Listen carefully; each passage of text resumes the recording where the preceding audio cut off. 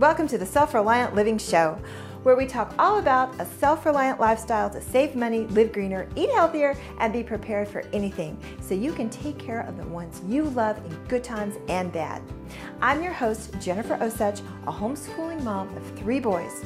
I'm the author of the Preparedness Planner series, and my husband and I are the lead teachers of Self-Reliant School, a website dedicated to giving you the skills and confidence to take care of yourself and your community.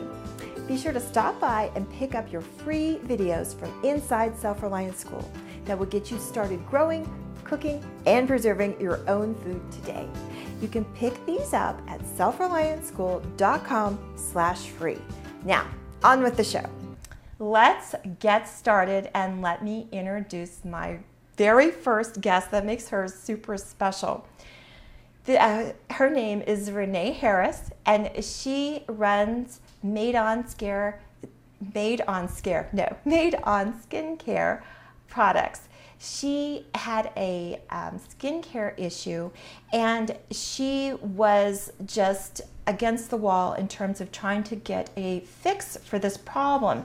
So she tried everything she could. She tried bandages, she tried balms, she tried gloves, she tried all kinds of things. And finally, she figured out a solution to her problem. And what she did was, not only did she help herself, but she went ahead and created a business around this product to help others. So, and she is a mom of 9 kids. She has, her youngest one is 6 months and her oldest is 18 years. So she is fast becoming my hero. And on top of that, she just celebrated her 20th wedding anniversary. So congratulations to Renee. In any case, I'm going to bring her on now. She's going to tell you a little bit about how she did all this and what she's doing now. So hello, Renee. Hi, Jennifer. It's so good to be here with you. I'm so excited to see how all this works, because you learn it and you can show me how in the future, and maybe I'll actually try Facebook Live once in a while. That would be awesome. I would love that. Yes, I would be watching that.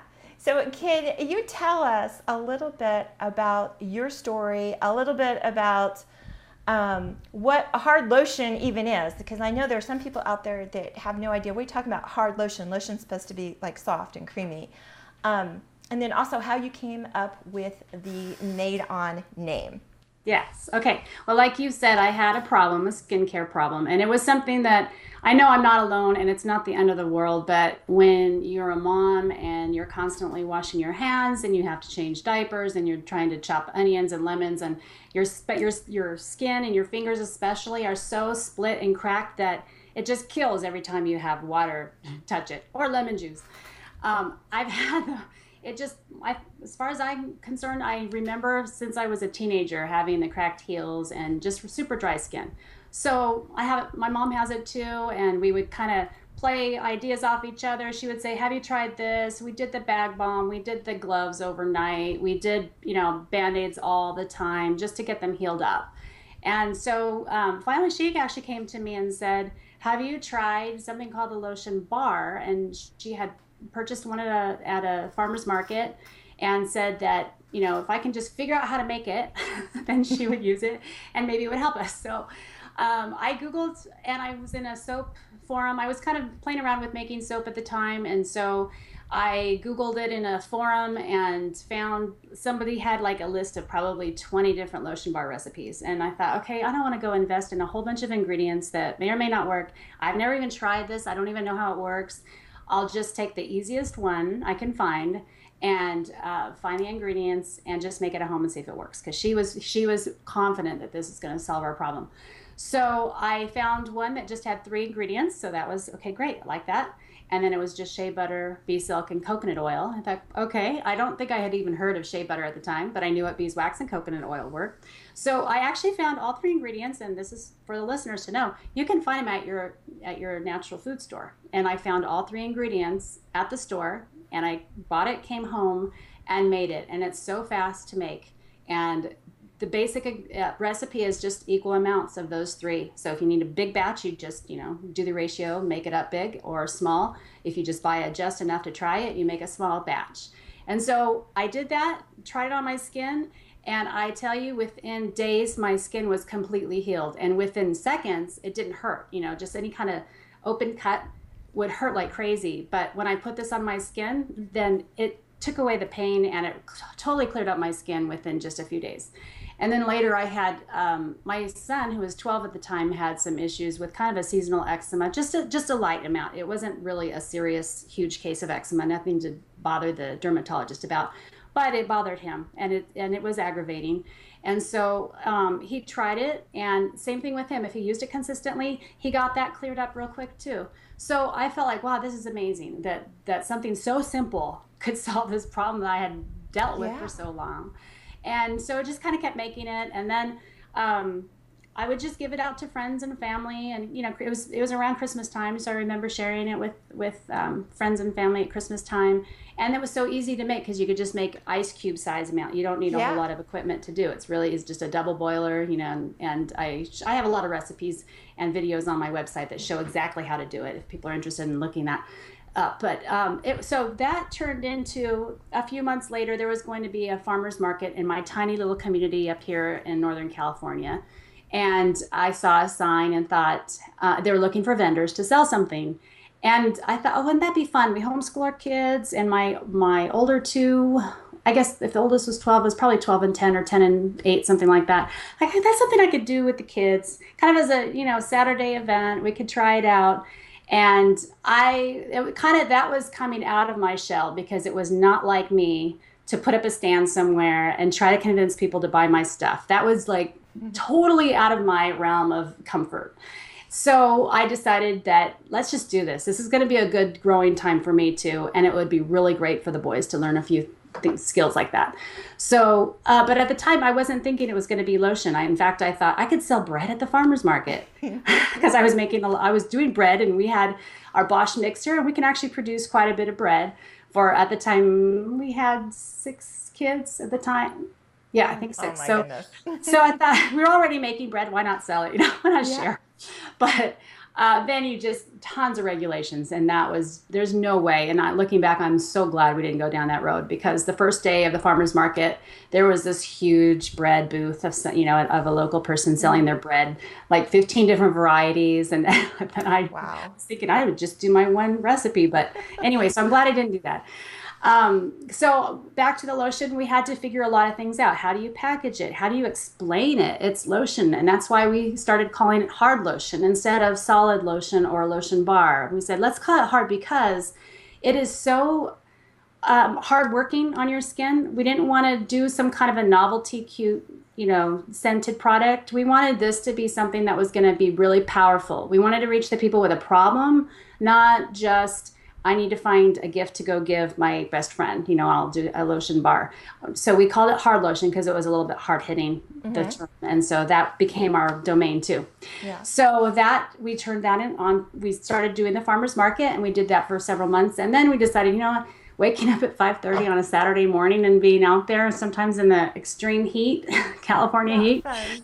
After several months of that, it's just, okay, we can keep doing this, but if you do farmers market, you have to be there consistently. People do not want to come expecting to see you because they need your stuff, and you're not there. You'll hear about it. Yes. So we decided, let's try to do this online, take it online. And so we took it online, and that's a whole nother story in itself of how we were able to do that. But that started to gain some momentum, and that was in 2009. And so we've just had our products, just send it out to lots of different people to try out, and people can tell their audiences about it, and then that's been able to sustain our whole family. We've been doing this now since 2009, and then 2 years later we were able to make it our full-time family income. And so we've been doing this and growing it ever since then. What a story. That is awesome. So how did you get to the MadeOn part of it? The MadeOn part.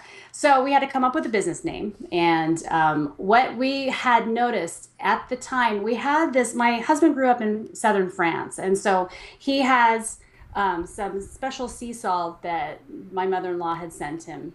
And we were just kind of probably having dinner one night or something, and he turns the bottom of the tin over, and it had the signature of the person who had packaged the salt, the sea salt. It was like in this little, I don't remember the name of the sea salt now, but it has a nice little container on the bottom. It was dated and signed by the person who packaged it. And I thought, well, how cool is that? It's such a personal thing. And you know that this isn't something some factory prepared. It's actually someone who took the time to do that. So we decided, let's put made on as the date that the product was made on. So we have little stickers on our products, and on the bottom, actually I have one right here, on the bottom of the tin, it'll say the date and the signature of the person who packaged it.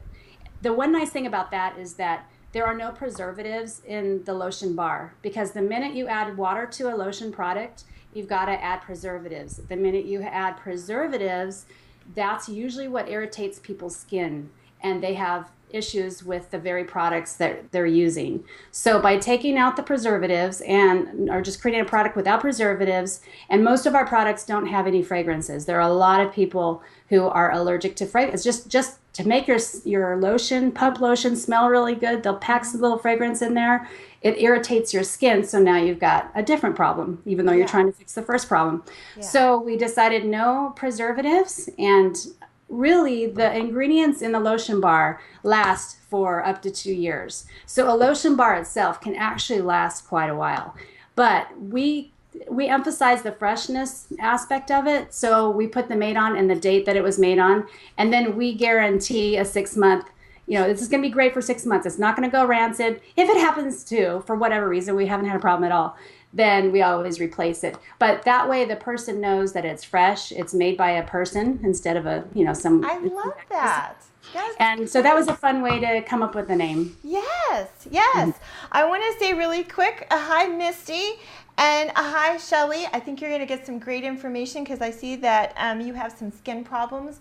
So we are about to talk about some more hard lotion and why it works better, but I just want to say hello and to stick around, because I can relate to some of those problems that you're having.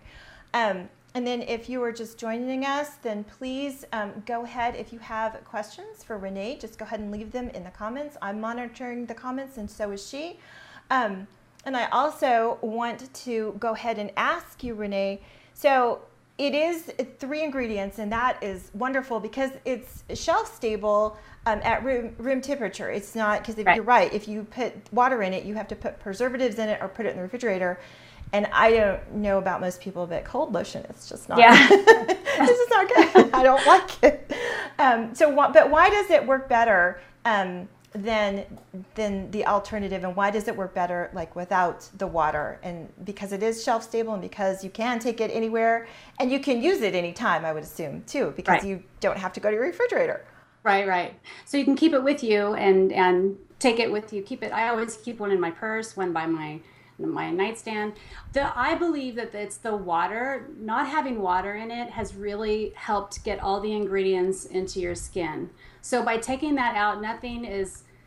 It's the shea butter, especially for really problem cases of eczema. It appears, and I have to be careful. Like, I'm not making claims, blah blah blah, that this is going to heal eczema. But the shea butter, from when I have people try the Bee Silk bar, which is with shea butter, and then we have another one, the Au Chocolat bar, which is with cocoa butter. There's a little bit of differences between those two, but those who try the Bee Silk bar tend to find that heals up or helps out with the problematic symptoms of their eczema. So that shea butter, it just absorbs into your skin, and because there's coconut oil, which that's melting point of coconut oil is 78 degrees. So if you have, or 76, 78, it's by absorbing into your warm skin, it easily absorbs into. So you're not trying to rub a bar of soap on your skin. It's not like that at all.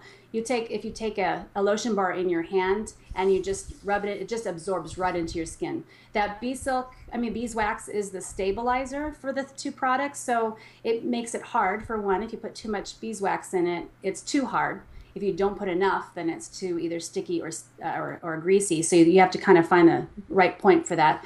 And that's what keeps it in your skin. So it's long lasting. And I know, like, when I've used pump lotions in the past, you put it on and it might feel great in the beginning. Your hands feel wonderful, but then within an hour, it feels like you never put anything on your hands. Whereas with this, you put it on your skin, it really absorbs into your skin and it stays. It's like it works that whole time. So you don't need to spend a lot of time reapplying it all. In fact, somebody who has a problem with a lot of cracked skin, if they apply this, maybe in the beginning more often, they'll find that they use it less after a while, after their skin is healed up. They don't need to constantly reapply it, which is a perk too. That, yeah, I find that I don't need to apply that often. If I'm working like with cardboard or opening boxes, my skin starts to dry out real fast, and then I'll use it and apply it. But in my day-to-day, I don't really need to apply it as much as I used to when my skin was really problematic. Wow. Okay, so we have a question from Connie. She wants to know about sunflower oil and why you wouldn't use sunflower oil and why these ingredients might be better. And then I wanted to go on and ask about oily skin versus dry skin. Does it work on both? Or so there's a couple questions for you. Okay, yeah. I'm not really familiar with sunflower to use or not to use. I'm not really familiar. I do know that people will come and say, you have to really know for each person what the trigger is. So I'm that one I'm not familiar enough with that particular oil on whether it's problematic more for one person than another, or if it's in general not good for your skin. I would say that some people might be allergic to coconut oil, and then you can't use coconut oil. The beauty of being able to make such a simple bar is you can substitute with another oil. So I had someone ask, I can't use coconut oil, I want to make this, can I do a different oil and substitute? I said, sure, I've done it with olive oil. You just have to adjust the amounts of your other two ingredients just to make it that firmness that you want, but you can easily substitute oils. So that's what's nice about having something so simple with just a few. And for us, we just stuck with those three ingredients because that's what worked the best. Well, and that leads me right into my next question about your DIY kits. So if you get a DIY kit from you, then you can do that substitution if you need to. Yeah, and we also sell the ingredients individually too. So the kit kind of comes with it. The kit is really for the person who's like, please just take me, step by step. It's kind of like when I ask my mom for a recipe and she says a little bit of this and a little bit of that. I'm like, no, Mom, please tell me exactly how many tablespoons I need. So that's where I'm telling you exactly how many tablespoons. And then if you make it and you think something didn't go right, you email me and I have a solution. And the nice thing too about this is if you accidentally put too much of one ingredient, you can easily remelt it and adjust it. Oh, okay. So it's very forgiving. Very, very forgiving. Okay. That is good to know. Okay, so let's talk really quick because I'm trying to keep this at 30 minutes. I have not been able to do it yet, but I am really working on it. But I want to get to a little bit about your business and how you started a business, because we do focus at Self-Reliant School on starting a second stream of income, and we feel like that's really important. So could you tell us a little bit more? I know you touched on it when you were telling us about, how MadeOn came to be, but, just a little bit more about, how you got started, like in the online part of the business and how it's grown over the years. Mm-hmm. Yeah, when we started, I think for us what was critical, because of the type of product that it was and because I had to get comfortable trying to explain what this is to people, the farmers market selling was critical for us. Not because we were trying to make a lot of money at a farmers market. It's hard. It's a lot of hard work. But because we could test it and we could talk to people and we could see what worked for people and what didn't work. So it was kind of like our research and development period of time. So, really, the money we would make, we would come home and we would say, hey, we made this, let's go out for ice cream, let's go out for dinner. We'll just kind of like celebrate that in that way, and then put whatever we made right back into the business. So we never took out any kind of loans, or we used some of our savings to keep it going. And then at one point, before we made this full time, my husband was laid off of his job at Hewlett Packard, and so we had to decide at that point, are we going to go full time with this, or are we going to move to a city where he can get a tech job? And we're in California, and that's really expensive to just move to another city. And we love where we live. We are like way in the north side of California, where it's beyond the Bay Area, beyond, so it's beautiful where we are. We didn't want to move. And so we decided we are going to just throw everything into making this work for us. And we already had gained some momentum, and it was starting to grow. And now we had, one more adult person who can focus full time on this. And so together, my husband and I worked out the homeschooling and the developing the business and all of that. So the first thing that if you can just do it without taking a lot of risks, especially financially, do it that way.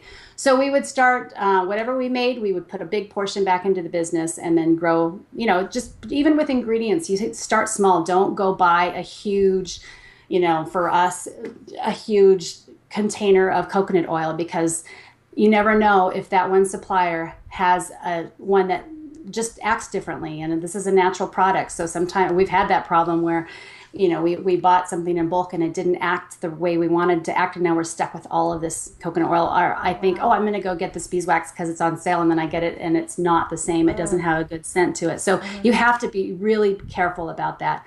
We learned as much as we could all along the way, just podcasts, like what you're doing with offering people how to learn. We were just out there. I think I had just started getting on Facebook back then. And back then you could do Facebook ads affordably, and it was a lot cheaper than it is now. So you just, wherever the tide is going, you just jump and learn it and try it and see if it works. And if it doesn't, you can't give up. You just have to go try something else.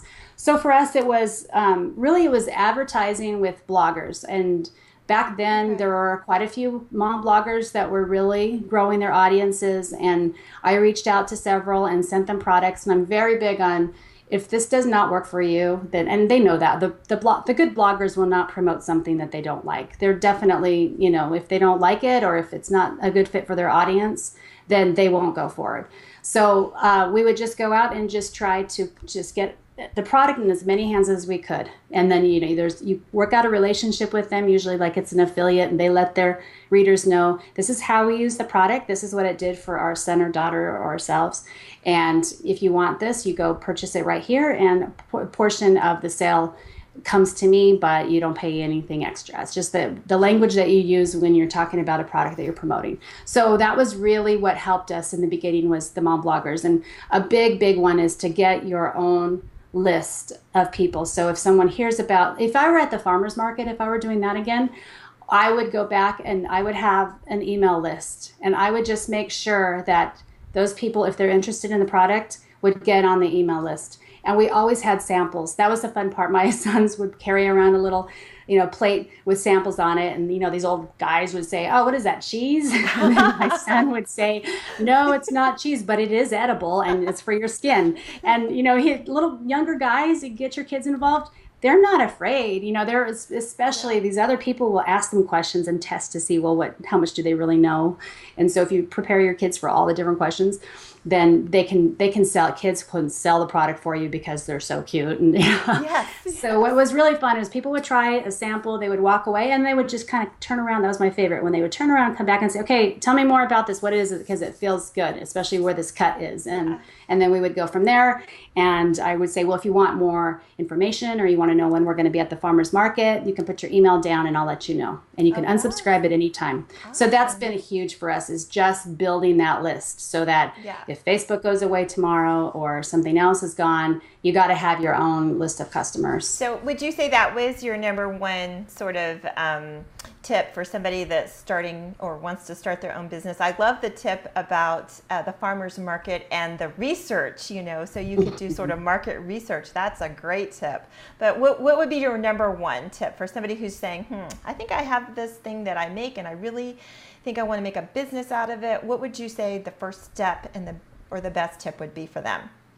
If you can get people to test it that are not already related to you or your friends, because you need to have it tested to the right type of people and get their feedback. So I had in one situation, I had an online group of moms that I did not know personally, and I asked them for their feedback. I told them, I want to send you a sample of something. I need your feedback on it because I'm testing this product out. So you do have to, you have to reserve some money for that, because you're going to make the product, you're going to send it to somebody.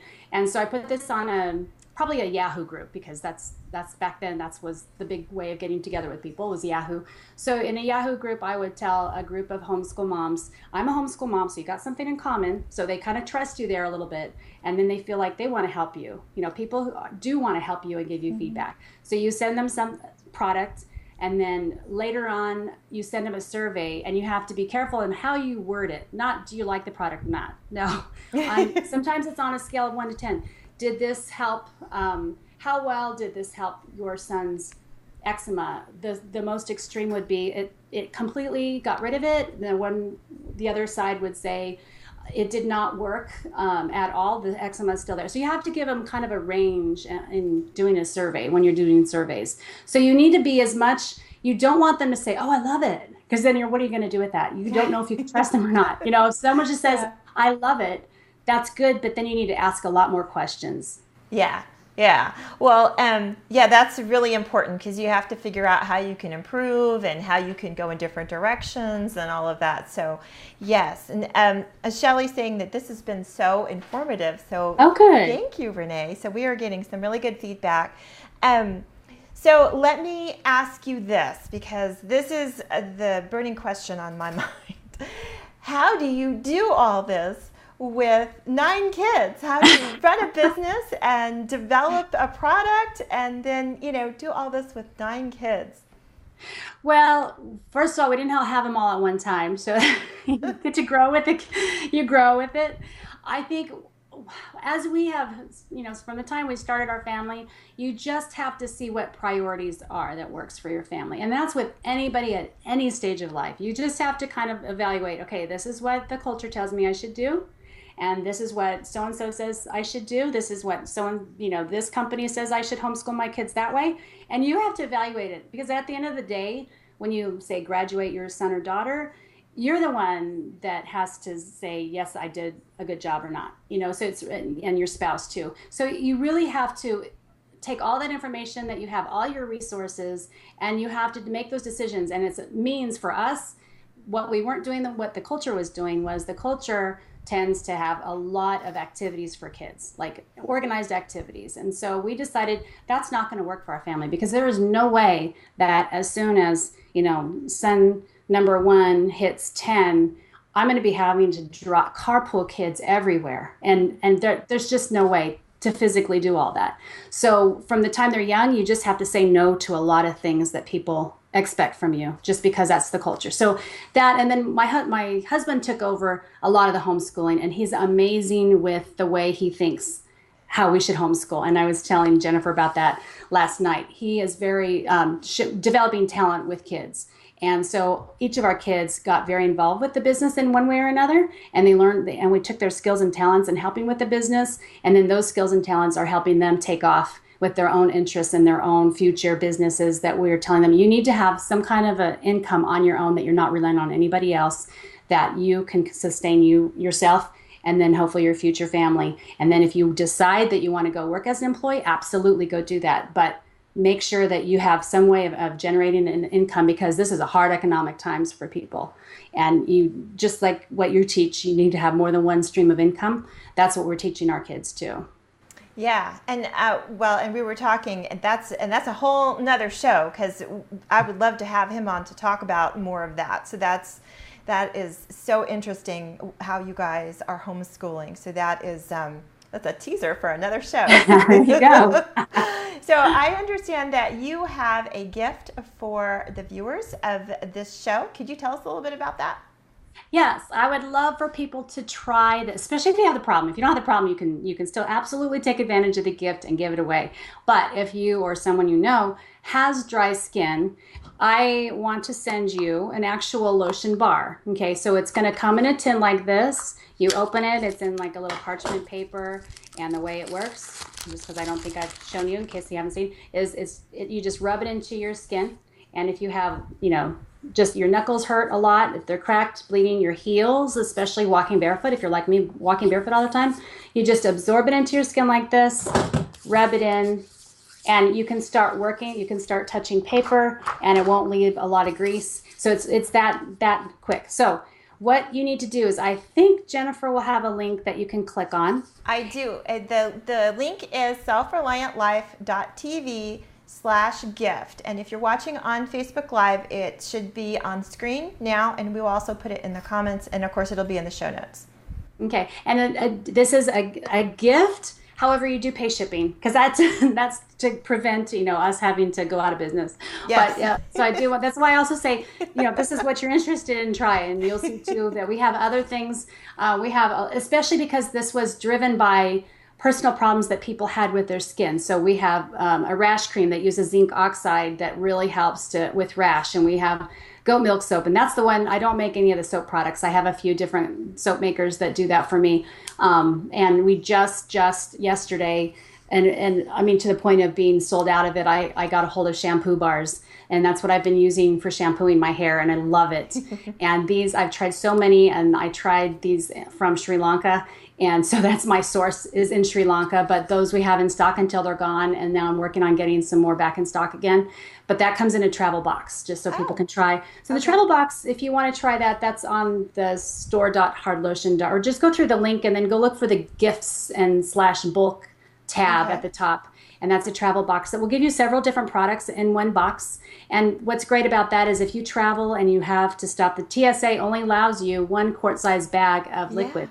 Yeah. So this takes care of your shampoo, your soap, your lotion, and your lip balm in one box, and then you can still free up that quart-sized bag if you need sprays. And I realized too, paste is on there, so I guess toothpaste counts in that little bags as far as what TSA will stop you on. So anyway, that was our newest thing that we just launched yesterday. Oh, wow. That's brand new. That's perfect. That's a perfect solution for that, because that is, especially if you don't want to have to check bags and you want to go through the security. That is it's a difficult thing, especially for us ladies, because we want to take some things to, to help us. You want to leave your liquid foundation as part of that bottle, but you do have to still, use soap and shampoo and everything else. Yes.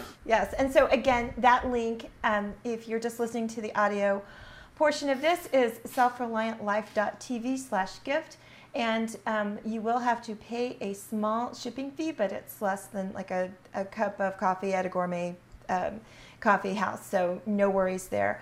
And that's good till Saturday. Yes, Saturday. So it's got to act on that one. Mm-hmm. Yes, that is good, and it's going to go way quick. So you've only got a few days, but like I said, if you take advantage of that and click on the link, like I said, in the comments or on the show notes, then you will be able to take advantage of that.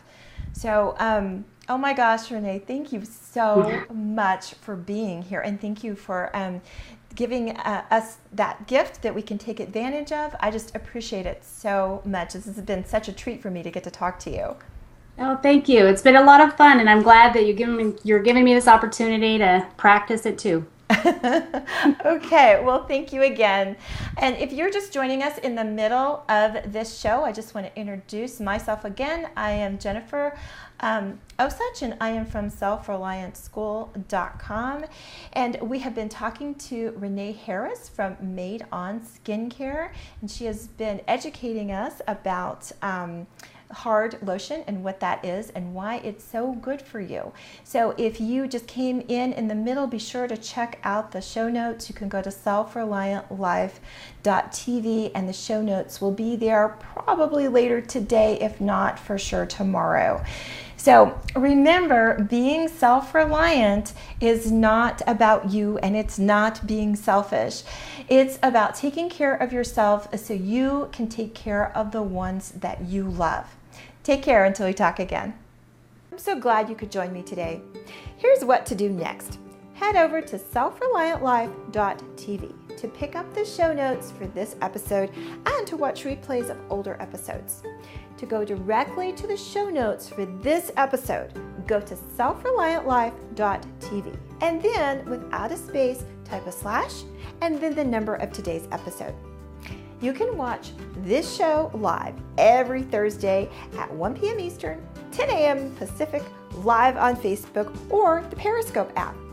Don't forget to stop by selfreliantschool.com/free to get your free Self-Reliant School videos that will help you get started living a self-reliant life. Also, if you're listening to this show as a podcast and you've liked what you've heard today, please subscribe through Stitcher, iTunes, or your favorite podcast app. If you're on a mobile device, just search for the Self-Reliant Living Show. If you're on a laptop or desktop, just go to selfreliantlife.tv/iTunes. And while you're there, please leave a review. I love to hear from you. You leaving feedback makes it easier for others that are interested in living a self-reliant life to find my podcast. Take care until we talk again.